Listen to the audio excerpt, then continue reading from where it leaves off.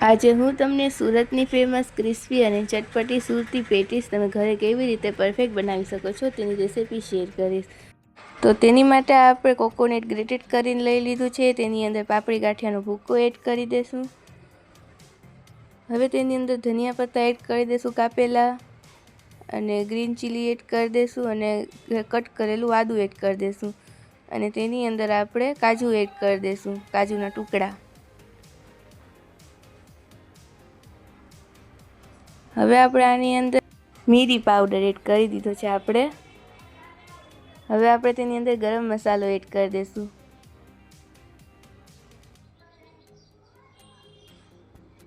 હવે આની અંદર આપણે હલ્દી પાવડર એડ કરી દઈશું, અને સ્વાદ પ્રમાણે આપણે નમક એડ કરી દઈશું આની અંદર।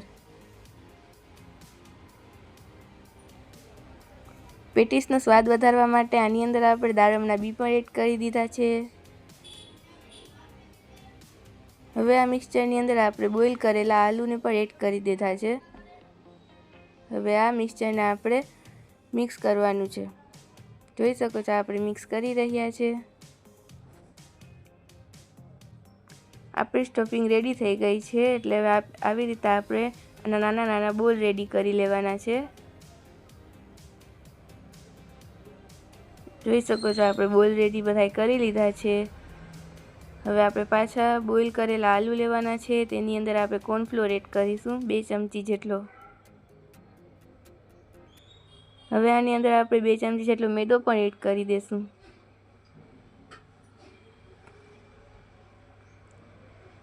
હવે આપણે આને મિક્સ કરીને એક ડો તૈયાર કરી લેવાનો છે।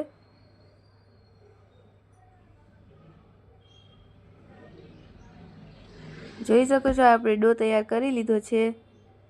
હવે આપણે આ ડોનો થોડોક ભાગ લઈ તેના હાથેથી આવી રીતે જોઈ શકો છો ગોલ ગોલ કરી અને આમ ચપટો કરી દેવાનો છે, અને આપણે આની અંદર જે આપણે ફિલિંગ બનાવેલી છે તે પણ એડ કરી દઈશું,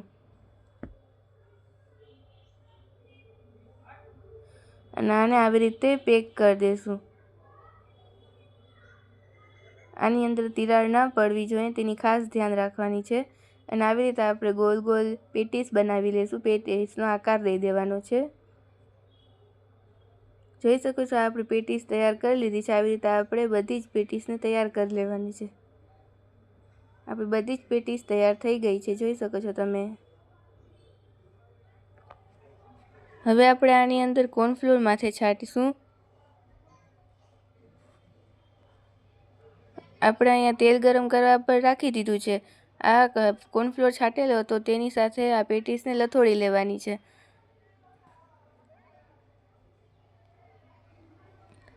હવે આપણે આને તેલમાં ફ્રાય કરવા રાખશું। જોઈ શકો છો આપણી પેટીસ ફ્રાય થઈ રહી છે। આપણે બે કરીને બધી પેટીસ ફ્રાય કરી લેશું। આ પેટીસને આપણે એકદમ ક્રિસ્પી અને સ્પોન્જી ફ્રાય કરવાની છે, અંદરથી સોફ્ટ અને બહારથી ક્રિસ્પી। જોઈ શકો છો આપણી ક્રિસ્પી પેટીસ તૈયાર થઈ ગઈ છે। બધી જ પેટીસ તૈયાર કરી લીધી છે। હવે આપણે એક પેટીસના માથે ગ્રીન ચટણી ઉમેરીશું। તમને આની રેસીપી જોઈતી હોય તો કમેન્ટમાં કહેજો, તો આપણે તેની પર રેસીપી એડ કરી દઈશું। હવે આપણે આની અંદર મીઠી અને ખટ્ટી ચટણી પણ એડ કરી દીધી છે। આંબલીની જે ચટણી છે તેનાથી તેનો સ્વાદ ખૂબ જ વધી જાય છે। જોઈ શકો છો આપણી એકદમ soft and spongy Surti patties તૈયાર થઈ ગઈ છે। વિડીયો પસંદ આવે તો લાઇક, શેર અને સબસ્ક્રાઈબ કરવાનું ભૂલતા નહીં। Thank you.